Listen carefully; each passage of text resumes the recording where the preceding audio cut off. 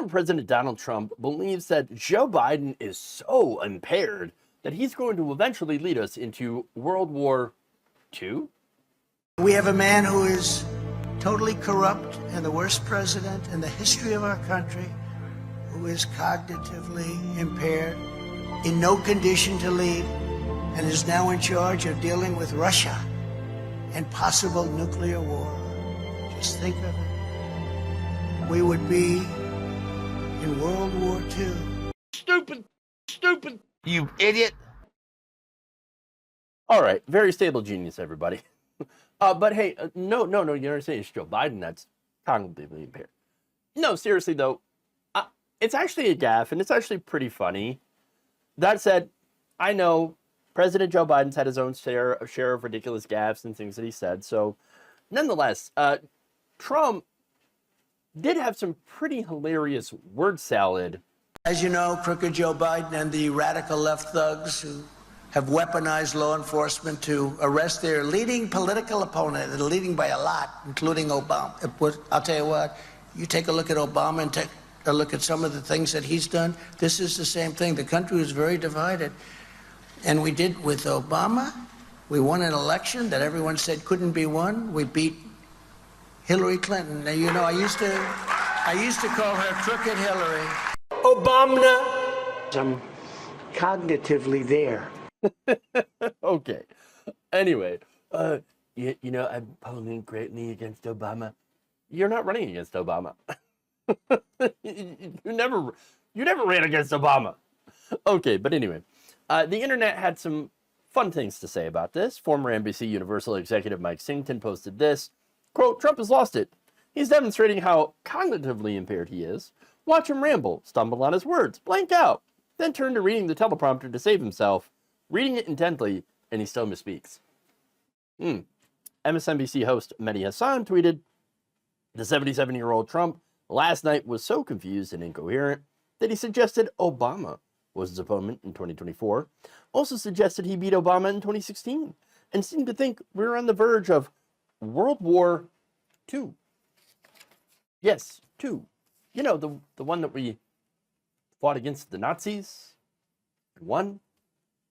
I mean, I guess maybe I don't blame him for being confused because the Nazis seem to be back. Okay, they're just on the far right in the Republican Party today. But nonetheless, they're here and they're, you know, doing marches and stuff in American cities. I don't know. It seems kind of like it would be a problem, but no, they tend to be the ones who support Trump.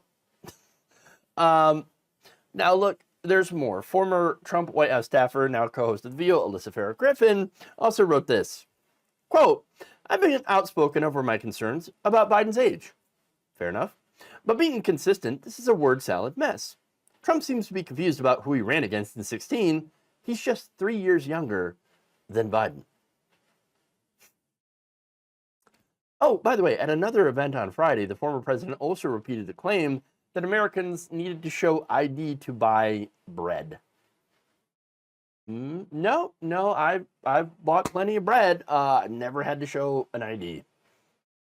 But that's not really an example of cognitive decline. That's just an example of how disconnected he is from the lives of average people. And so, you know, there's that. Couple more comments here. One from Tony Nagatani says, "To be fair to the disgraced former POTUS, he has a lot on his mind with the impending criminal trials. Cut him some slack. Maybe he should try to get some rest and get ready for court." Now, on the other side here, interestingly enough, reading through some of the comments, there's a lot of MAGA here who thinks, no, this wasn't a mistake. This was genius truth-telling.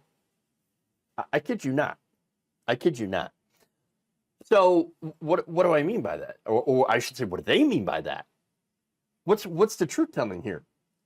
That apparently there's a conspiracy theory that MAGA believes that Obama is actually running this administration. How's that work? Now, I don't just mean by influencing, because of course Does President Obama have influence on this administration? Yeah, of course. Former presidents do have a lot of influence. And it's not like Obama and Biden don't speak or talk, whatever, right? Yeah, of course they do. And look, Barack Obama called in favors to help Joe Biden win the primary. Super Tuesday versus Bernie Sanders, Obama made some calls to Joe Biden's, opponents in the primary, people like Pete Buttigieg, and it convinced them to drop out and rally their support behind Joe Biden. That's a fact. That actually happened. But all of that doesn't mean that Joe Biden is being controlled like a marionette behind the scenes by Barack Obama. It's one of the weirder conspiracy theories here that I've seen online, but it's par for the course when you're talking about the right wing. Obama. Okay, it's a weird conspiracy. No, what happened here is Donald Trump's had a pretty off night. Happens. He's got a lot to be stressed out about. To be fair. And it's not like Joe Biden doesn't have his own issues, his own gaffes, his own F-ups. And yes, even been caught in his own lies, saying that he was, at an HBCU. I mean, no. That's no. But that said, that doesn't mean I think it's a great idea that we're essentially being run by a gerontocracy that is, for the most part, pretty disconnected from the troubles of average younger Americans. I mean, come on, that's a separate conversation, though. And it doesn't mean that I don't think that Donald Trump is dangerous. I do think he is. If you're very familiar with my content, with my opinion on Trump, you would know that I do think he has some mental issues. That said, do I think they're age-related? No. Could they get worse with age? Yeah. But that said, I think at the end of the day, Trump's just an idiot